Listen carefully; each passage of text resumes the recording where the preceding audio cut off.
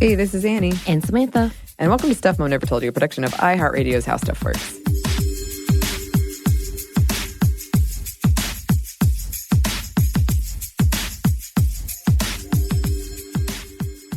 Today's episode is another that is a long time coming for me. For you, yes. Yes.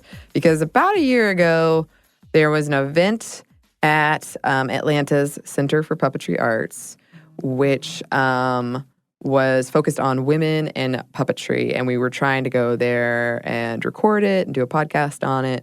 But based on availability of producers and hosts, it did not happen. Oh. And it's been the one that got away, similarly to a lot of the interviews we've had lately, that we finally have made happen. And I've recently, with all the things like Dragon Con, right, which has a lot of puppets and a lot of puppetry panels, and Dark Crystal, right, the Netflix show, which I love. And in Atlanta, there's a Halloween tradition of this puppet show called The Ghastly Dreadfuls. Right. And was finally able to get some women in puppetry and make it happen. We got some big names in here in the puppetry world, as you told me before they walked in. I was like, oh no, am I supposed to be nervous? But yeah, I kind of forgot because I have no idea in this whole world of puppetry. And I kind of forgot one of my favorite movies, which we're going to mention in the interview, which is Lily, which was like the 1950s, 1960s old classic with one of my favorite actresses, Leslie Caron. I think that's how you say her name, Caron. Mm-hmm. She's French-American. I'm not really good at any of those things. But she was a beautiful dancer. And there's this whole, and we talk about the synopsis of the film, about her interacting with all these puppets. Mm-hmm. And I kind of was like, wow, yeah, there's a whole depth to puppetry that I didn't think of outside of Sesame Street. Right. And it's interesting you say that because I never watched Sesame Street. Wow. So I had like a reverse of what I think most people in at least the United States have, where I never saw Sesame Street. Muppet Babies? No. No, none of those? Mm-mm. I did see Muppet Christmas Carol. Okay. See, that's what I think of. Right. For me, it was definitely Dark Crystal. That was something that when I was a kid, I was a weird kid, and I loved the movie. Well, I guess Labyrinth as well as Neverending Story. Yeah. Is on those lines, too. Yeah, and that's the thing. And I feel like a lot of us don't realize that we're seeing puppets in a lot of different forms, and that also is something we're going to touch on. But I guess we should get into the interview because we keep spoiling I know. everything. It was very exciting. I felt like I learned a lot. It was a lovely interview, and you'll hear from our guests, but some of them flew in today. Right, from Quebec. We have to go visit them during that little festival. I am planning on it. I am in. Yeah, it was a great conversation, and actually we might follow up and have another, because there are a lot of women puppeteers came out of the woodworks when I put out my feelers. And I was like, ooh. So if any listeners are hearing this and thinking, that's me, you should write in. Yes. But in the meantime, we'll let our interviewees introduce themselves. Hello, my name is Louise Lapointe. I come from Montreal in Canada, and I'm the director of Castelier, which is an organization devoted to puppetry arts, presenting puppetry arts. So every year we organize an international puppet festival, presenting performances for children and for adults. And also we have a regular season. Cool. Hi, I'm Kristen Haverty, and I'm the producer at the Center for Puppetry Arts here in Atlanta, Georgia. And while we don't have a festival, we present work for families and for adults throughout the year. And also have a museum and education program as well. Yes, I'm a big fan. And I'm sure I would love everything you've got going on as well. But once I make it to Quebec. Anytime. Yes. And we like to start with kind of a very baseline definitions on the show. So if you wouldn't mind, what is puppetry? Because I think when a lot of people think about it, at least here in the States, there's one particular thing they're thinking of. So if you could kind of expound upon what is puppetry. Oh, yeah, I think of Sesame Street. Exactly. That kind of thing. Yeah, I think that's true. Puppetry at its essence is an inanimate object manipulated in front of an audience is sort of my definition. But really, puppetry, there are so many different styles, both in techniques and also in world traditions as well. It can really be so many things. It's a very visual form. It's visual storytelling also. What do you think? Well, in French, we call it, we are devoted to the arts of puppetry, including object theater, shadow theater, marionette, because, it's an incredible array of different techniques. And puppetry art is a complete art form. It's more like opera, because it involves visual arts, theater, dance, movement, music. So it's a really complete and intricate art form and so poetic. So that for me, I agree with Christine's definition, but it's, like I say, it's the arts of puppetry. Absolutely. Nice. And if you wouldn't mind going into, both of you, how did you get into this field? How did you get to where you are? Myself, I studied first in visual arts in university, and then I wanted to go on studying, but not do a master degree in visual arts. So I said, okay, I'm going to do another degree in theater, in technical production and scenography. And it was in school that I met a great puppeteer, and I was fascinated about the strength of the art form. So I decided to devote myself to that afterwards. And so I worked for more than 20 years in Quebec at the Conservatoire d'Art Dramatique as a stagehand, props mistress, mask maker. And it allowed me to work with materials all the time, but still I kept the practice of building puppets on the side. And then I became a director of a festival, and now I'm more presenting than building. But I hope to come back to building soon. For me, going back to Louise talking about puppetry being all the arts, when I was a student, I was interested in music and film and theater, and I was trying to find ways to combine them all into what I wanted to be when I grew up. And I went abroad to study my junior year in Prague and Bali, and both of those have incredible puppetry traditions. And suddenly it sort of clicked for me, and I realized that puppetry was such a vibrant art form, and I wanted to know more about it. So I came back and happened to, my college professor happened to be an amazing person in the puppetry field, Dan Herlin, who is in New York and doing really great work. And so I studied with him after I was back, and then went and toured for a year as a touring puppeteer, and in the Northwest, which was an amazing experience for anyone who has ever been on a theatrical tour. It really gets you in the trenches, and is also just a really great learning experience for how audiences respond, because you're in a different town every day in front of a different audience, really, and so doing that with this puppetry company really taught me about the art form and about performing in general. And then I moved to Atlanta, and Atlanta has this amazing Center for Puppetry Arts, and I started working as a teaching artist. I worked as a docent. I worked did shows for XPT, which is our experimental puppetry theater program. Started performing in the Ghastly Dreadfuls, which is an adult puppetry show there, and just basically did every job I could possibly do at the center. And then the center was planning a international festival in 2000. It was going to happen in 2009, and my producer was looking for someone to help with that. And I said, I want to be a part of that, and pushed my resume at her. And that was 10 years ago since I worked on that, and that was our producer, and she recently retired, and now am the producer of the center. And it's been a long process, but I really loved working in puppetry and all of the possibilities that are inherent within that art form. Yeah, and that's something I personally really curious about, because I've seen a lot of, I think people forget that there's puppetry in a lot of big movies, and you just don't think about it in the same way, and you don't appreciate it in the same way, perhaps.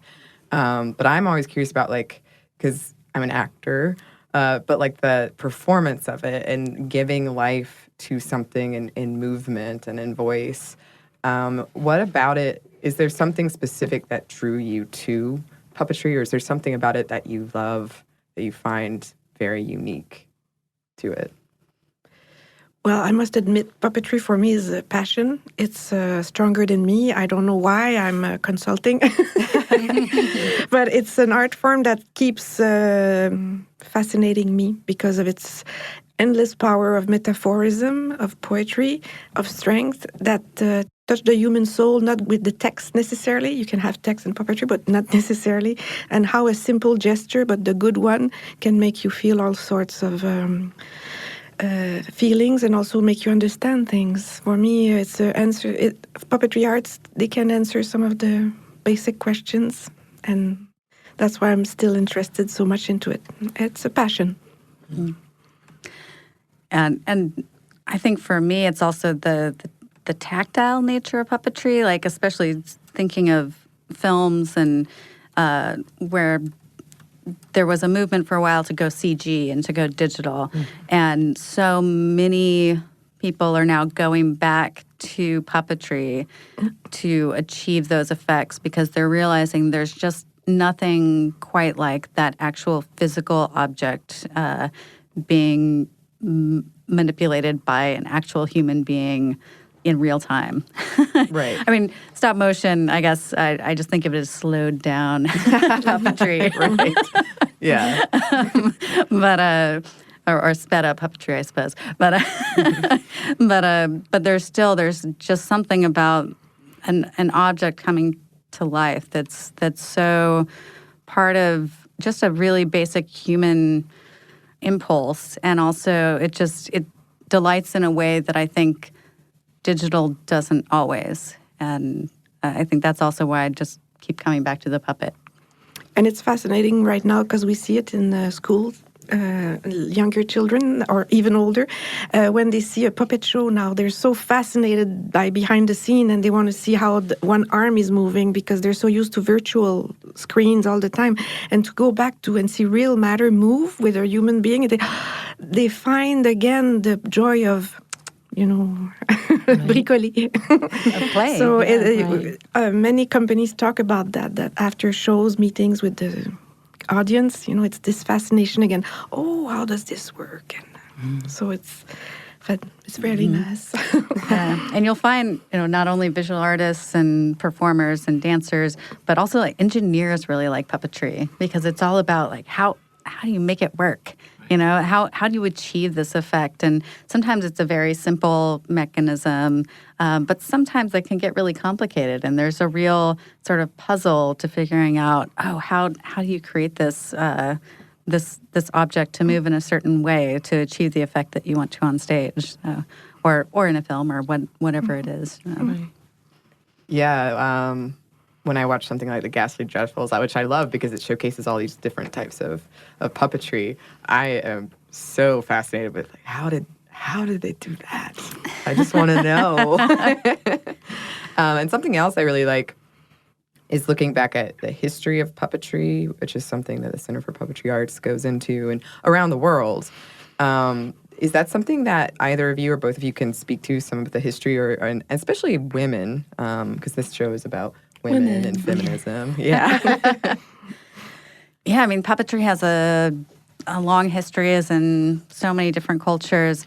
Actually, one reason why I was so excited that Louise could join us is that we're both part of an organization called UNIMA, which is the oldest organization in the oldest theater organization in the world. And it's an association of puppeteers. And so it's there are UNIMA centers in countries around the world. That's how I originally met Louise, is they have congresses every 4 years. And there are an incredible amount of women leaders within that organization. And I think in puppetry's history in general, I know in the States there's been many strong puppeteers who have been women who have sort of shaped at least American puppetry. And there's and internationally as well. And currently there are many female puppeteers in film and TV. There's the Henson family. There are 3 really dynamic women that are all the daughters of Jim Henson, who are currently heading puppetry foundations and creating puppetry, and so the female presence in puppetry is strong, I would say. Yeah, absolutely. I think puppetry is in almost every culture around the world, almost like masks. And nowadays, there are many more women studying puppetry. There's many men in the field and performing, but in professional schools, for example, there are many more women studying puppetry arts. I think it's not only puppetry but also visual arts. For example, in Montreal, we have now a master degree level in puppetry arts since 2007, and it's a 2-year master degree. And for the last 2 promotions, it's only women studying the puppetry art. So I think it's too bad because it gives. Why is that happening like that? Mm-hmm. But still, I mean, there's a very big interest for women in puppetry arts, and they're doing exquisite shows. Like you had Ashes here, which is a Norwegian puppeteer who's world famous now, and so now we see many excellent international companies led by women. Awesome. Yeah. We have some more of our discussion around women in puppeteering, but first, we have a quick break for a word from our sponsor.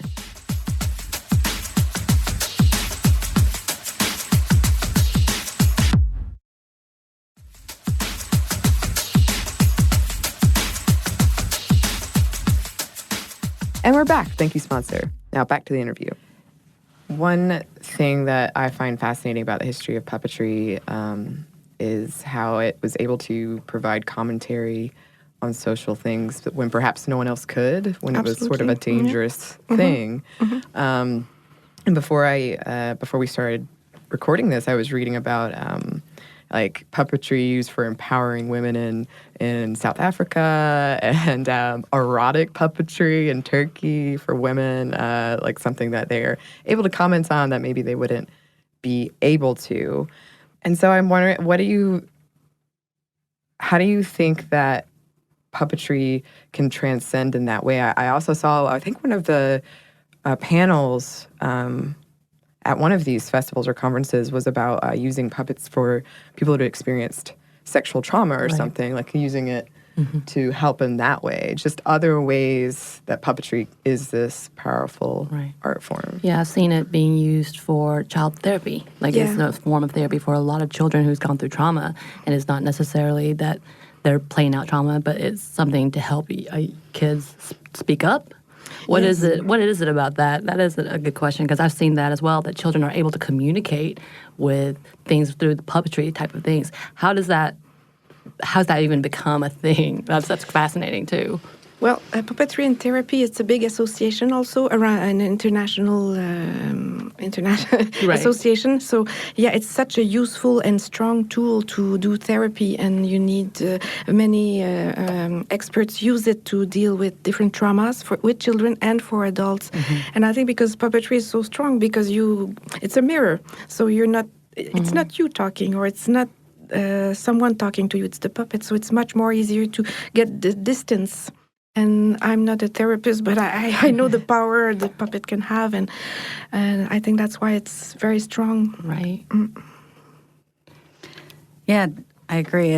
There's that sense of, it's the puppet talking, and there's a safety in that, and also in not only in therapy but in politics. I know that there's many instances where there's the puppeteer has been able to speak truth to power in ways that possibly the human would not have been able to or be allowed to, but because it was a puppet in a puppet show, there was that distance or that sense of it. It's the puppet, so it's okay. One of the impetus for this episode, I guess, was 2 things. One, I fell in love with the Dark Crystal all over again. But 2, like a year ago, there was a panel on women in puppetry, and I missed it, and I've been thinking about it ever since. But one of the women who was on the panel, when asked about like the differences in female characters versus male characters when it comes to puppets, that she said something like, I would always rather play a character that happens to be female. But are there things that you've noticed or you've experienced that are different when it comes to creating female character in puppet form? In my experience, one of the values of puppetry is that you can be so many things that aren't what you physically are. You can, as a performer, you can stretch the boundaries of what maybe an audience might perceive you to be on stage. You can be 5 different characters that are completely different in look, size, personality, whatever that is. I think, there's certainly lots of males that perform female roles and females that perform male roles in puppetry, and there's some value in that. I think that sometimes and this can be in, it's not just exclusive to puppetry, but,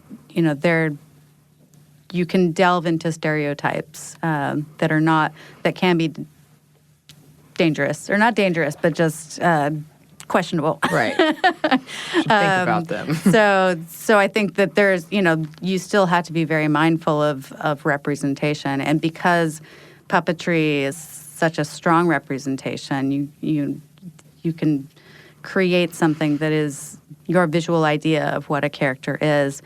And that way, it's like, it does bring up questions like, why does a witch always have to have like, a certain look, or that, and because you are able to physically sculpt, create this image of this character, which is a combination of characteristics, and it is a personality. How do you create that rich personality within your visual design?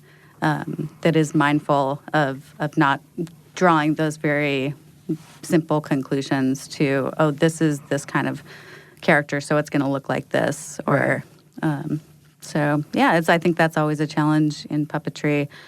I think I got away from the question though. No, that was great. No, that was great. So I was going to ask, because you were talking about that you were crafting, you were creating and making these puppets. What does it look like being behind the scenes and trying to create new characters? Because as you were talking about, you have to keep up with the ever-changing representation. And as we know right now, there's huge controversy about all of the different types of representation. What does that look like today, especially as a woman who would be creating and crafting these characters?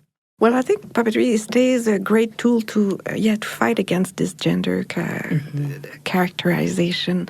And I'm thinking maybe that's why there's so many women studying it, because it's excellent way to break molds and propose something else.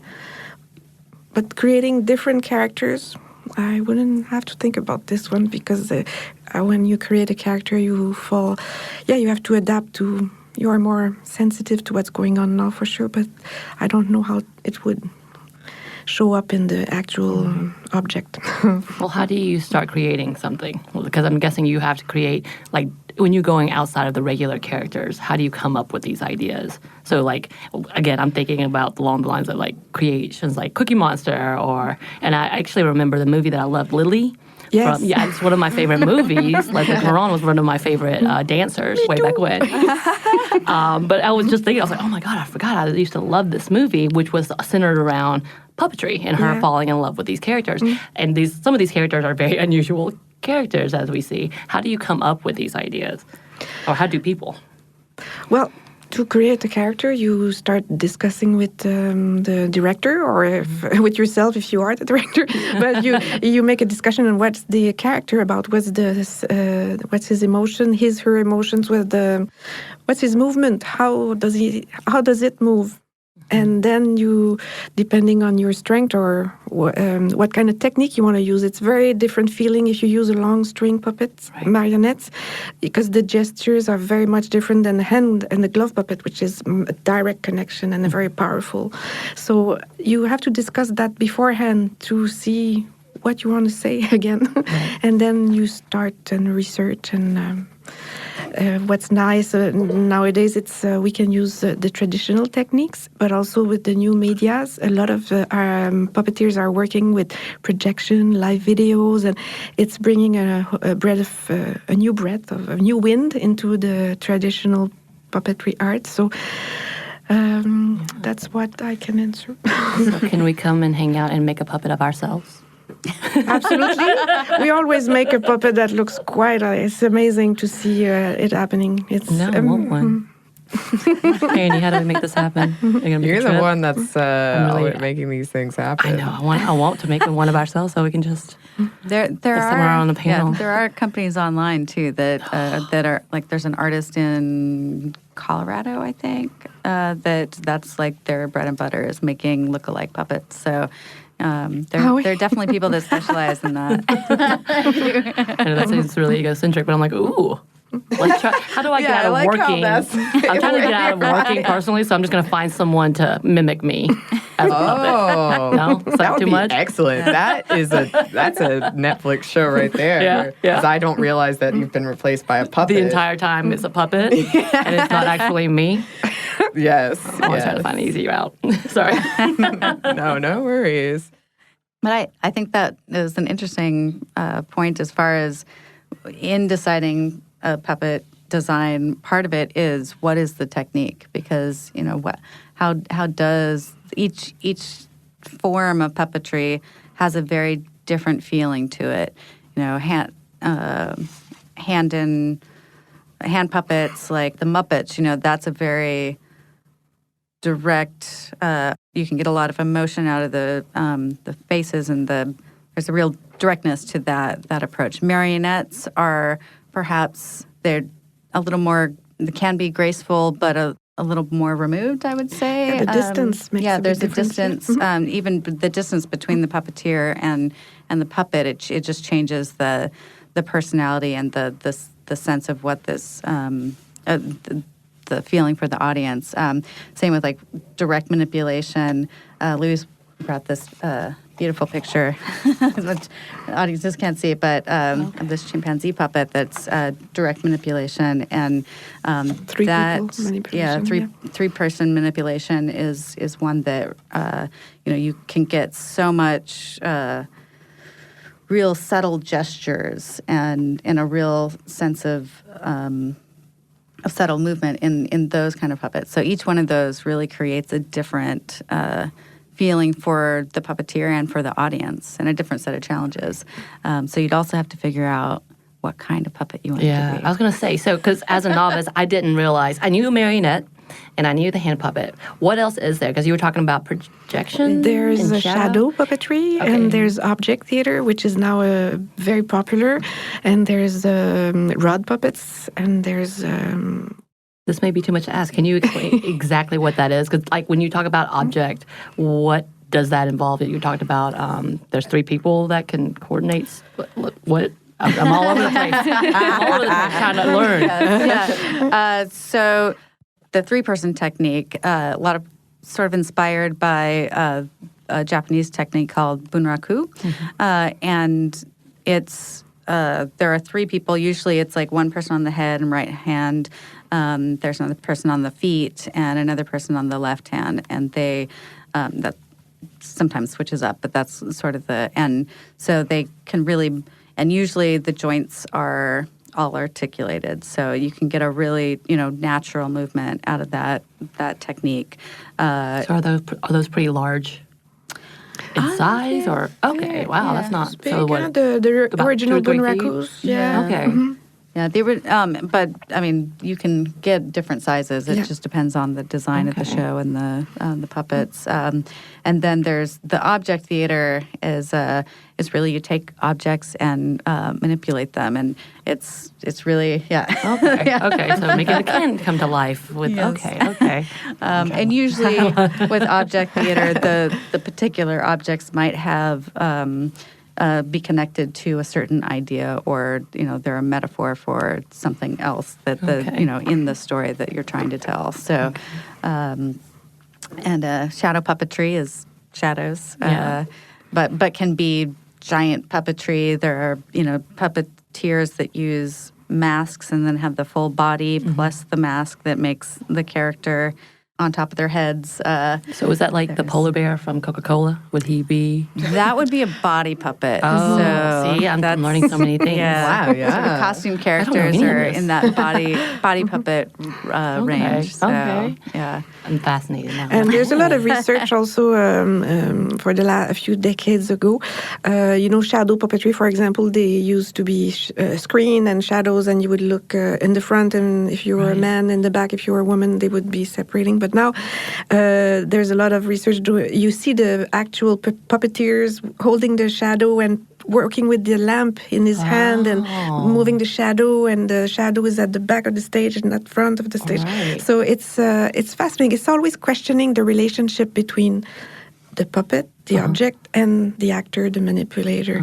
And in this questioning, it's very interesting what's happening, and there's a lot of ongoing research about that. And what we must stress, I think, too, is that more and more we have to say that puppetry art was always for adults and family, but nowadays for many years it's always still often seen as only for children. Right. But of course there are exquisite shows for children, but they are beautiful shows for adults, and that's not as known. And what we started a few years ago to launch as an idea is often we used as an example cartoon, to say to people, cartoon, it's for kids, but also there's excellent cartoons for adults. Right. And people say, oh yeah, that's true.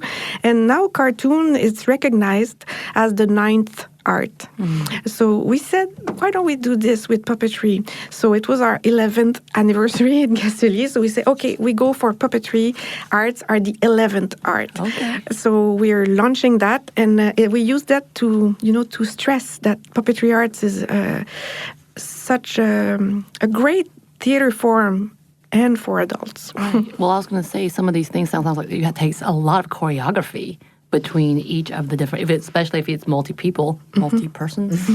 Multi-people, I like that. I'm just going to say, I make up words, just so you know, I'm really good at this job, and I make up words throughout. But yeah, that sounds like a lot of choreography has to be played, especially I know that you were talking about the Japanese form. I'm guessing that is exactly how it has to go. They have to practice almost their marks and their movement into whatever. Well, you have to spend 10 years on the feet, and then you move to the left arm for 10 years, and then afterwards you might be the master dealing with the head. It was very, very... Don't you also have to sweep the floor for 10 years before all of that? Probably. But this is the original bunraku, but now this technique has been transformed in all sorts of new ways. But it's a very demanding learning. It's often it's compared to a musical instrument to manipulate a puppet. That's amazing. Except for every puppet you pick up is like learning a new instrument. Yes. You're talking about these different forms. I would think you would have to specialize in each one for a little while to learn that over again. Yeah. Well, and I think just also the construction can be, one puppeteer from the center that I'll never forget, Lorna Halley. She was our head puppeteer for many years, and she would, when she was presented with a new puppet, she would pick it up and immediately just start playing with it and just try different things and be like, okay, how does this puppet work? And she would stretch it to its limits in order to be like, okay, what are the peculiarities of this puppet? How is it moved? How is it jointed? What can I do with it? And that was always like, what's the potential for this object? Let me figure that out. And that was always so inspiring to me. And I think that's that's one of the joys of puppetry is you can be like, okay, what's the potential in this object? How do I make this puppet really come to life? And each one is really different and is different depending on the technique that's used, but also just the particular construction techniques as well. Wow. So. Yeah, I'm fascinated by that and by like being able to communicate mannerisms with movements that you do. It blows my mind. We have a little bit more for you listeners, but first we have one more quick break for a word from our sponsor.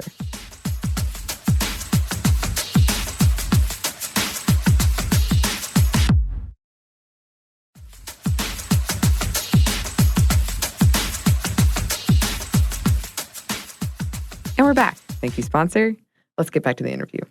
So before we wrap up here, I would love if both of you, I know you've got like the 15-year anniversary and you've just opened up a center. Like what things are going on right now that people could look to, and what are you looking forward to in the future other than the 11th art?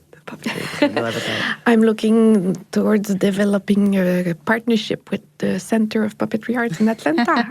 Oh, yes. Yes, please. And I'm looking to help creation, to help the puppeteers to achieve their dream, their project. So if the house and what we do can push them, give them encouragement, that's what I look for, because I know the beauty of the results will be mesmerizing, and I'm a programmer because I want to have more people see and realize what puppetry can do. Yeah, I'm also looking forward to a partnership at the Center for Puppetry Arts. We're have things going on all year round, and really, I want to find ways to connect this amazing place that we have in Atlanta to the world, and to really find, there's such a rich world of puppetry, and finding ways to bring that here to showcase it is really my goal. Awesome. You guys have, do you have camps? Is that, or to teach children? We do have things? a camp. We have so much programming. I hear about a lot of things that's happening that's really amazing, and I just can't believe I haven't gone yet. Yes, come. please do. Please We have I know, a great museum. We have some international companies coming in. There's an Australian coming in February. And we've got museum programming all the time, family programming all the time. We're just about to open up our annual Rudolph the Red-Nosed Reindeer. Christmas time. Yeah, I know. It's already here. Right. So where can we find you on the interwebs? Castelier.ca. Okay. Yeah, Castelier means puppeteer. It means the person who worked in the Castellet, which is the puppet theater in French. So Castelier means puppeteer. Okay. And www.puppet.org, which is the center's website. That's simple. It's like great bio. Simple, I think. yeah, That's very, yeah. Find you immediately. Yeah. That's awesome. And listeners, definitely go check out, if you're near either of these centers, go check them out. May I ask you a question? You're an actress? Yes. Would you work with puppets? Have you been in a production with puppets? I have, yes. Much more of the like monster coming after you variety. And I have, in case it wasn't clear, I go to the Center for Puppetry Arts pretty regularly, and I've made some puppets there, but I have no real experience beyond that. But very interested. Yeah, I would love to work with them more. This was definitely her idea. She was really excited about doing all these things, and has talked about Dark Crystal and how much she loves it. So yes, which is the interesting thing about that, going back to your point about how a lot of people, at least where we are, associate puppets with children. I had a friend who I made her watch that. Not me. And she was so upset at me because she's like, it's puppets. It's supposed to be happy. And I said, nuh-uh, not always. So I think it is changing as we are more exposed to it, and also as we more recognize it. Because I think some people just don't think of puppets when they see them in bigger Hollywood movies or TV shows. They don't realize that that's a puppet. Right. I will say when I watched Lily, how it represented different personalities of that one man, and it was like, 5 different characters? It was pretty, I was like, that's really thought-provoking. I didn't think about how this was extensions of himself. Have you ever seen the movie? No. You're going to have to go watch it. It's really good. Yeah. I forgot how much I love that movie. Okay. I did it. That's awesome. Thank you. I was really, because I didn't know anything about this. I was like, Anney, this is all you. Now I'm really excited and I have to come visit. Please. You should. Yay. Yeah. And Louisa's Festival in March is phenomenal. So it's Thank you. also That's awesome. So where is it in Montreal. Montreal? Yeah, okay, it's, guess where we're every year. going in April. Yes. You're welcome. We've been trying to write up trips. Yes. This is where we're coming. I would happily do that. Yes, thank you both so much for coming. Thank you Thank very you. much. This brings us to the end of our interview. Unfortunately, we had some time constraints, or we Right. would have kept going and going and going. I had so many more questions. I know. I did. You got really into it at the end. I was like, yes, I it's did. happening. Like, oh yeah, and this and this and this. I feel like we had a connection. At one point we were Yes. talking about Lily, as we were talking about. I think you did. I feel very happy about this. And as we said, any listeners who are ever in those areas, Montreal or Atlanta, and I'm sure around the world, please write in if you have a similar center where you are. Check them out. They're really cool. I haven't been to the one in Montreal, but I can feel in my bones it's very cool. And we're planning Oh on it. yeah, we're gonna go. I feel like this is definitely an episode happening in March. Yeah, so we'll be there. We're just going to go ahead and say, yes, that's happening. And we'll probably have a bit more to say about this later. But that is all for today. Thank you guys. Yes, thanks so much to our interviewees for coming in.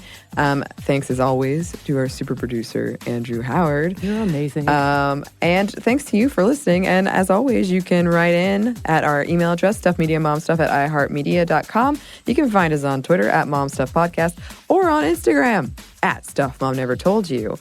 We would love to hear from you. Yes, please. Stuff Mom Never Told You is a production of iHeartRadio's How Stuff Works. For more podcasts from iHeartRadio, visit the iHeartRadio app, Apple Podcasts, or wherever you listen to your favorite shows.